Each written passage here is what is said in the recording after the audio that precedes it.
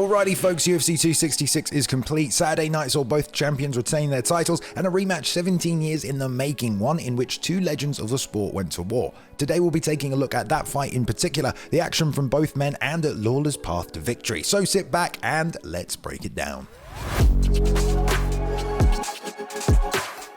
Hello everybody, welcome back to Balian's Breakdowns, another episode for you today. We're taking a look at Diaz versus Lawler. I'm going to go over what Diaz did well, what he didn't do so well, and how Lawler found success and victory. Speaking of victory, as always, we have the keys to victory for Lawler. Number 1, slip and roll. Number 2, target measuring along the cage. And number 3, the body attacks. Nick Lentz took over Robbie Lawler's training camp for this one, pushing the message, be smart but be aggressive, and that's basically how this one plays out. Let's break it down. Right, let's start with this jump turning sidekick we saw from Diaz. If you actually break it down in slow motion, the technique was pretty good. Eyes on the target, jump, elevate, rotation of the head. Already turned to look where he's going as he extends the leg. Very nice. Lands with the foot position, pretty much perfect. Lawler's seen it and just slid back, and that's the problem here. Nick overextends. The landing isn't so great. He feels Lawler stepping back in, so he just shells under, gets underneath this lead hook from Lawler, but now he's right down low, tries to shoot Lawler with the great sprawl that we've seen him use so many times in his career. Hips heavy, shoves him down, and here's Nick Diaz 3 seconds into his UFC return in a terrible position already. Nick does a good job basing out with the hands, pushes off the mat, lifts the hips up, gets to the feet, back to the clinch. On the break, doesn't get hit with a knee, and they separate. So Nick from there just shells up, walks back to the cage. Lawler steps forward, throws big, heavy shots, looping punches, and 8 seconds later, we're here in this position. Lawler's already got Diaz against the cage, a place where a lot of people would have told you before this fight, a place where Nick needed to put Robbie. The complete opposite in this situation, and we're going to see the start of one of the keys to victory for Lawler. We'll talk a little bit about it later, but already you'll see him lead with that hand, use it as a measuring tool, and load up on the left hand, throw it to the body through uppercuts from this position. We're going to see it more, but right here, measuring with the right hand, bam, big body shot on the break. Nick shelling up, fills it already, and this is 8 seconds in. He lands a ton of these throughout this contest. So taking a look at the defensive tools of Lawler, he had so many in this fight. He was parrying with the rear hand for Nick's jab. He was slipping the jab and pitching his overhand over the top, and he was doing a beautiful job of slipping the jab and rolling the two, coming back with the lead hook. We're going to see this now multiple times. So right here, the jab comes out from Nick, 1, 2, slip and roll under, and back up with the lead hook, the shot that he does finish the fight with. Again here, 10 seconds later against the cage, 1, 2 from Nick, slip roll underneath. This time he tries to throw the lead hook. Nick already sees it, so lowers the head, anticipating it. Lawler adjusts, gets the uppercut in there. And again here, 10 seconds later again, and this goes through the entire fight. I'm just showing you from the early get-go, this was the game plan for Lawler. In some parts, again, we had other defensive tools, but this one worked out well for him. Clearly something they had practiced. Another 1, 2 from Nick, another slip and roll under.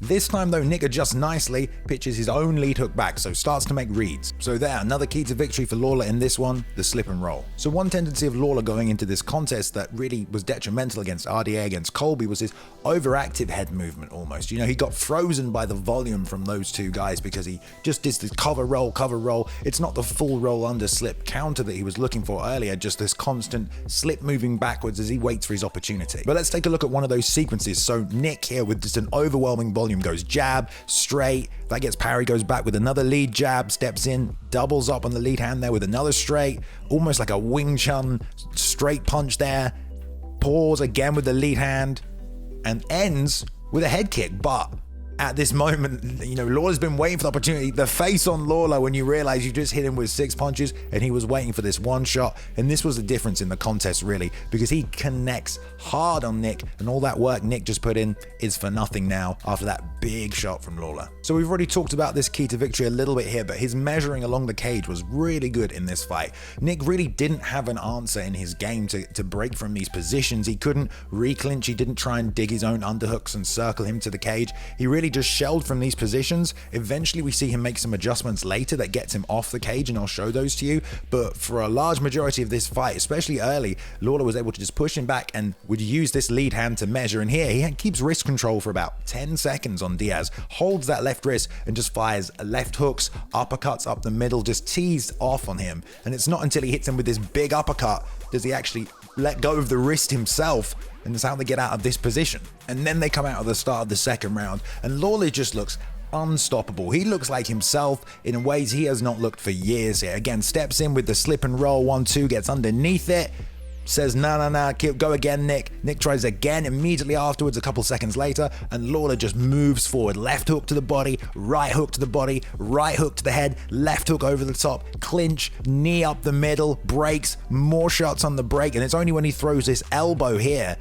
that it actually misses and gives Nick a bit of space. So third key to victory here. He starts to make adjustments in the second round, brings the kicks into play. Landed a few leg kicks, but really hadn't thrown anything like this to this point in the fight. Frames the Diaz lead hook, and bam, with this liver shot. Absolutely sickening liver shot. Nick immediately retreats. 2 seconds later, he's back here shelling, and we're back to measuring and the same thing. So some adjustments from Nick now to get away from these cage positions, because as I said, he didn't really have an answer to this position. You know, his game is diverse in some ways, but it's limited in others. But he makes an adjustment here nicely, slip roll underneath, and tries to exit out. Now you see Lawler lock up here shoulder to shoulder. So Lawler's, he's missed him here, the angle's gone, but you'll see later in these positions he starts to track that position, and it's because of moments like this where he's been able to gauge the distance, okay, for later, knowing when to time that left hand. But here we are, and this is the finishing sequence. He tries to do the same thing here, parries the lead hand, rolls under the lead hook, but now Lawler, having made the reads throughout the fight, knows, okay, here he is, checking the shoulder again, steps back, and just fires a left hand that just connects brutally on Nick. And this is the finishing sequence right here. He's about to land this lead hook. We're at the start of the third round, but for me, this is the shot that really does the damage before the end. Throws out the lead jab, and Lawler just comes over the top of the lead hook, crushes him with it, and there we go. Nick doesn't want to get up. Herzog weighs it off, but you can tell Robbie was fired up for this one. He fought in a way that we have not seen in years, and I think that was a big factor in his ability to win this contest, is just how much he cared about that fight and how much he wanted to actually win. All right, that's it. Thanks for watching, everybody. I hope you enjoyed this episode of Balian's Breakdowns. We'll be back for the next pay-per-view, UFC 267. I'll see you then.